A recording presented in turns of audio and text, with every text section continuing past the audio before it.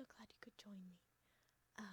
I've had a couple of requests for teaching people how to play Magic, and after a bunch of consideration, I decided to get this game. It's available on Steam. It's also available on mobile platforms. Magic 2014 Duels of the Planeswalkers.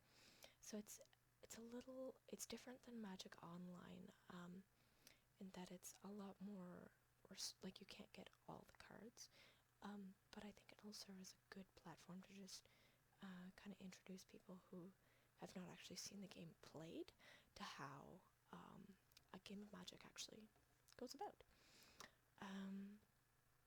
So I'm gonna show you the single player version, and I'll start with the campaign, and maybe eventually we'll move on to sealed play and challenges. So I guess I have to work my way through the tutorial. Unless maybe I can jump right to her. Can I do that? Yes, I can. Okay. Yeah, that's my Steam name, Pumpkin Beast. If anyone wants to add me. Actually, no. You know what? We're gonna go with right from the beginning. So it's gonna run through the tutorial here.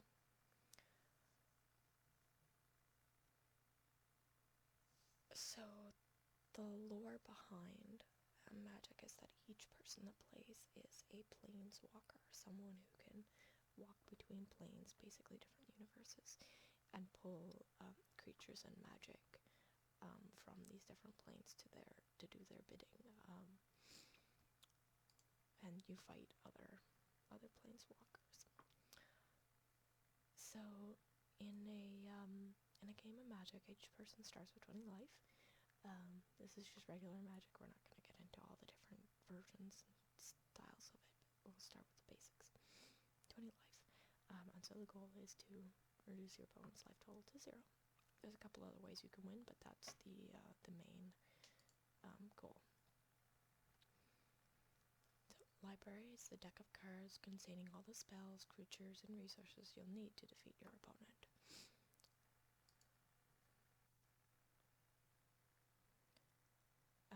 So at the start of every game you start with 7 cards, and this is just showing you how to actually work the game with the mouse. So you can zoom in and zoom out. So now my opponent's taking a turn. So each turn you can play 1 land. The one thing to remember about Magic is that there's almost always an exception to every rule, but I'll just put those aside for now. So every turn you can play 1 land. So my opponent has played his first land. And each land will give you the mana that you need to cast spells. So he's going to cast this Crazed Goblin. As you can see, it costs 1 red mana, and he's got the 1 red from his mountain there. So this, the way the game format on the computer is set up is it gives you a little pause to just kind of look at the card, and then you can continue when you're ready. Yeah, so that's just telling you what I just told you. It uses that mana, and it summons the creature.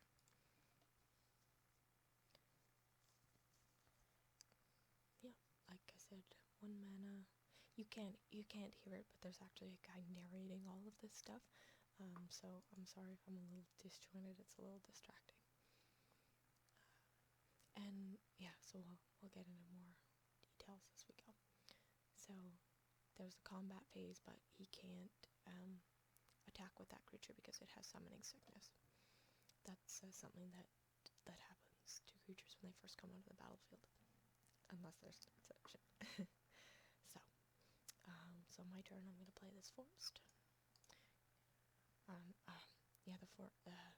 I'm used to playing on the iPad where you can like drag the forest onto the battlefield, but I guess you can't do that on the computer. You have to double click. So now he's got a combat phase, and he attacks with his Crazy Goblin, I have no creatures that I can block him with, so I just have to take the 1 damage. So it has 1 power, deals 1 damage, and I lose 1 life. And I can't block. Boom. So there's neat little animations and stuff. So it's like he just slashed me across the face there. I have a tendency to say that when I play games a lot. If I'm doing damage directly to someone, I'll be like, 5 damage to your face. So now I can cast him in the forest, and now I have this bear that I can cast. Runeclaw Bear.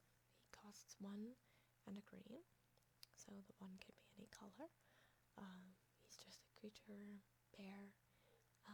All the cards in this game have this D for Duels of the Planeswalkers and 14 for 2014. The only honey it wants is the sweet nectar flowing through your veins. And he's a 2/2. So I'm going to play that card. And so I've tapped those 2 lands to show that I've used the mana from those lands. And there it's talking about summoning sickness. It can't attack on the first turn. So summoning sickness is kind of like you've pulled this creature, ripped it out of its own plane, and brought it to your battlefield. So it's a little confused when it first arrives, I guess. It's kind of like, whoa, what just happened? So you have to give it a turn to just kind of settle into play. But it can block, it just can't attack. So I can't do anything in the combat phase, and now it's his turn. And he's played on land, and now he's kind of thinking, and now we have combat. So he's attacked, because this goblin has to attack. So I can block with my Runeclaw Bear. So I'm going to select the Runeclaw Bear, and then click on the, and then I'm going to say that I'm going to block. So then in combat, they'll each deal damage to each other simultaneously. So the goblin did 1 damage to my bear, and my bear did 2 damage to the goblin. And because of their, the goblin only has one defense, and the bear has 2 defense, goblin is dead, and Runeclaw Bear survives. So that's always a good trade to be able to make, is when your opponent loses a card, and you keep a card. And there it's just saying the same thing that I just said. So there we go. That's his end phase. And then each turn at the end of it, at an end phase,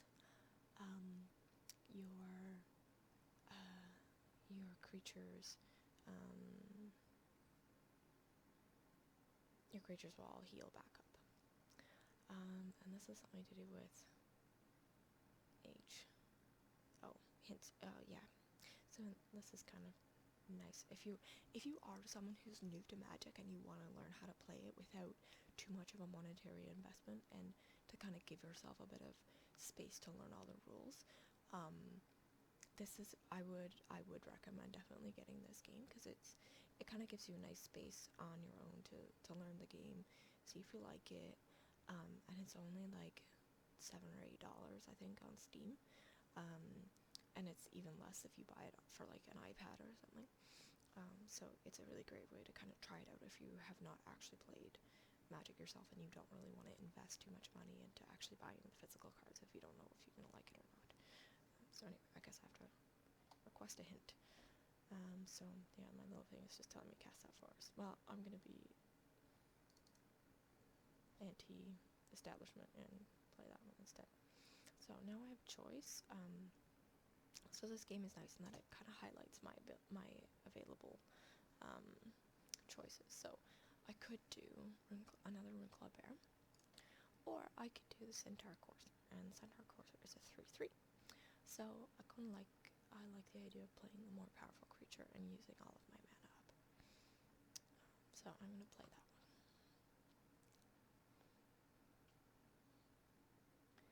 And now we go to combat, and Runeclawbear no longer has summoning sickness, and he can attack. So I'm going to click on him to attack with him. So there's my lovely arrow showing it's going to attack. Combat and slash to the face.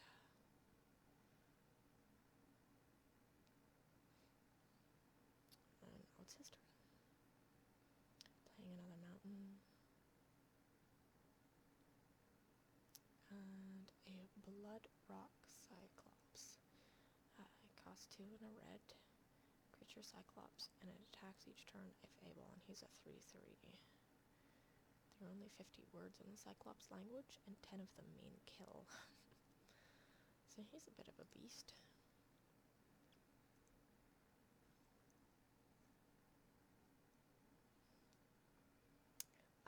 So yeah, the only thing that limits the amount of spells you can cast is the resources that you have to cast it. So if, you can cast things until you run out of mana, basically. So now I drew a, oops. Okay, I was gonna play that, but I'm a little trigger happy apparently. Don't click unless you want to play cards. So yeah, I was gonna show you that. The Colonian Tusker, he is a neat little card because he costs 2 green, and is a 3/3. So this is always nice when you can have more power and toughness than the cost of the card. And so as you can see, he's a uncommon from in this game. And since I have 2 mana left, I will also play the Runeclawbear. So now we have a lot of power on the field, which is nice. And I can attack with any number of creatures. So now here's where you get into kind of the math of the game. You need math to figure out how to play your spells, but this is I'm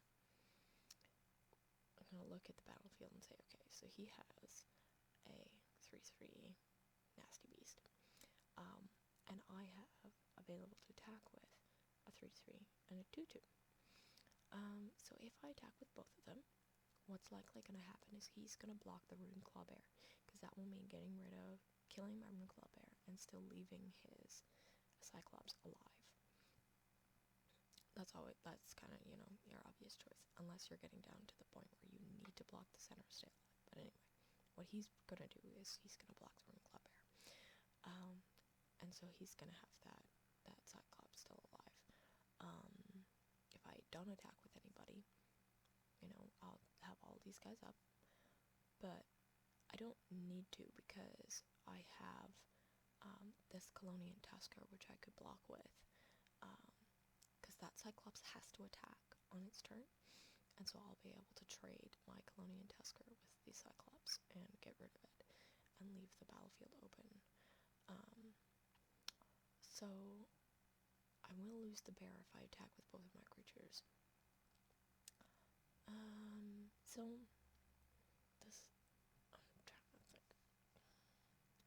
What do I want to do? I mean, chances are, I'm gonna have an abundance of creatures from this game. So I'm just gonna go ahead and attack with all. And there's a convenient little button down here to attack with all, because I don't have to worry too much about saving creatures for blocking, because I know, and see, as I said, he's going to block the Runeclawbear. And I'm going to deal 3 damage to him, which is good. So losing 1 card to get through 3 damage, that I'm okay with that.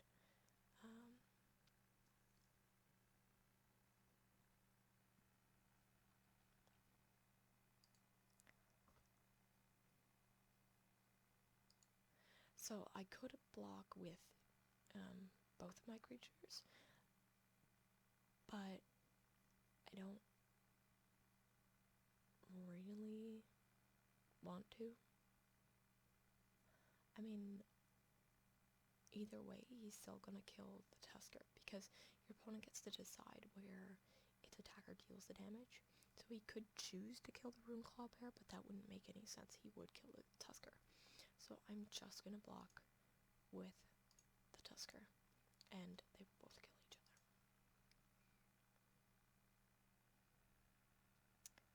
And down they go.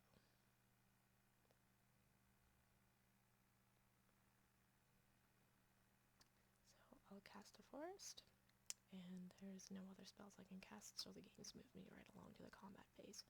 And since he doesn't have any creatures, I'm gonna go ahead and attack with all of them. I don't need to worry about having any blockers kept back.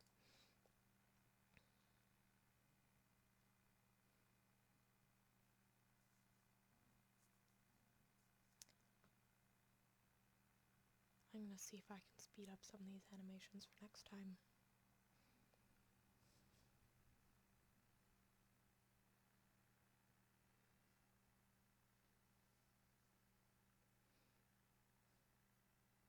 So now he's going to cast a Bonebreaker Giant. Costs 4 and red, and one thing's for sure, his fists are harder than your skull. And he's a 4/4, so he's a bit of a beast.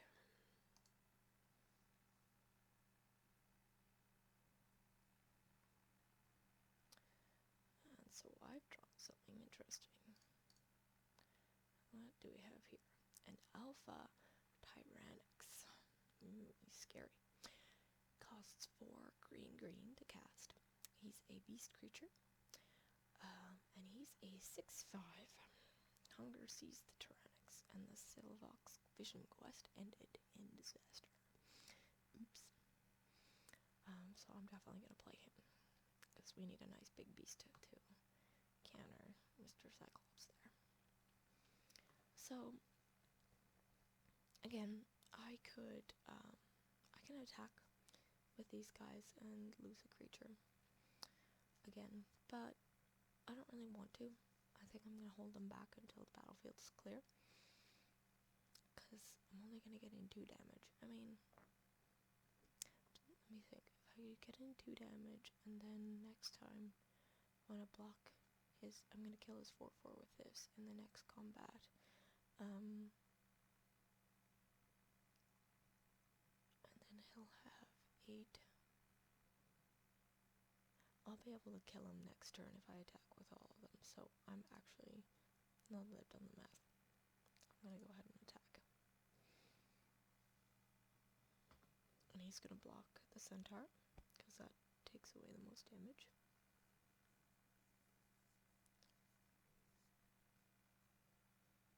Lots of simple math in Magic. So, there we go.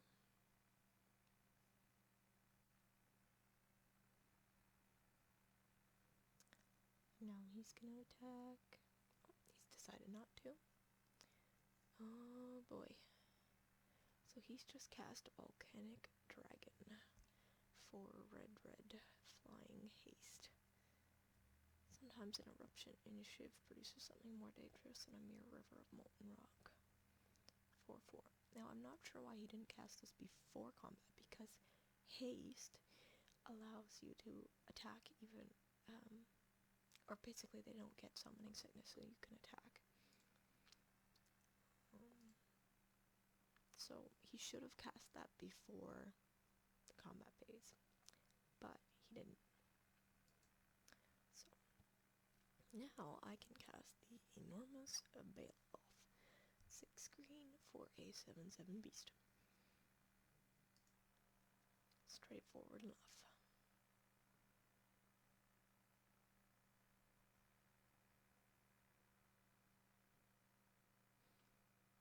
Now, here's where things get a little interesting, in that if I attack with, so the game is telling me to attack with both of them. But something to remember is that if I was to say, okay, the bear's gonna die anyway, and attack just with the Tyrannix, if he blocks with both of his creatures, he's going to be able to kill my Tyranids. However, if I attack with both, he might use one creature to block each of them. I'm not sure, so let's find out. Because sometimes the AIs doesn't make the same decisions that like a physical player would see, like that. So he's decided to get rid of the bear, and lose his Bonebreaker Giant to my Tyranids. But I'm okay with that, because that means I get rid of that giant. And I can't block his dragon anyway because of the flying. And he's not going to attack anyway, which is... Well, okay, so the reason why he's not attacking is because he's really close to death. So he wants to keep that dragon back in order to block on this turn so that he doesn't die. Because if he didn't keep that dragon back, he would have definitely died this turn. But since he did, I'm just going to kill it. And then hopefully next turn he will actually die. I hope my little stream of consciousness is making sense here. Or at the very least it's relaxing. So there's a little countdown. So he's at 2 health, so he's real close to being dead. 2 health and no creatures, and he doesn't have anything that he can do with his hand. So I'm going to play Force of Habit, though I don't need to. And here's a thing, don't get cocky. I'm attacking with all of them even though I don't need to, because if he has something in his hand that could eliminate one of my creatures, and I didn't attack with both of them, he could just go boom and survive another turn. So, go all in.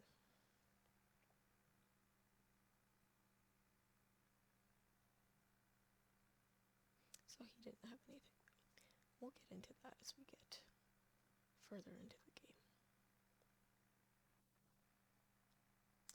So there you go. That's the very basic game of Magic. I hope you enjoyed, and I'll be back for more of this later. Have a good one.